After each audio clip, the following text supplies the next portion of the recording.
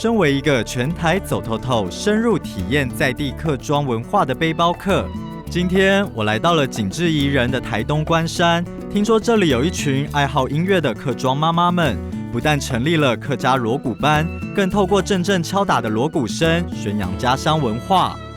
在20年前，社区妈妈有向理事长建议可以来组这个锣鼓班，所以说理事长来找我说，我就一口答应。这锣鼓班很可爱的地方是它的名字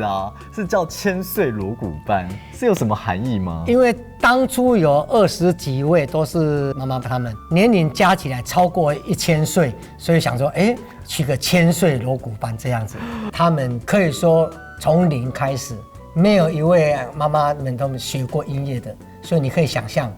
当初怎么教所以我就一个音符一个音符慢慢教，要很大的耐心，你没很大的耐心就会教不下去。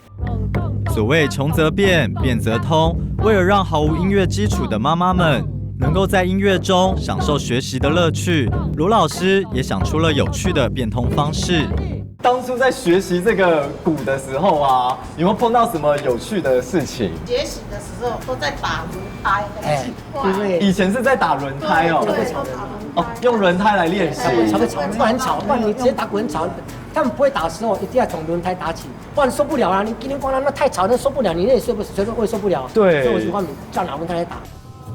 卢老师说，小时候看到许多移民过来的客家长辈们，闲暇时总会聚在一起演奏客家锣鼓，作为娱乐消遣。耳濡目染下，对客家锣鼓也有了浓厚的兴趣，希望自己有一天也能够将这样的音乐文化继续传承下去。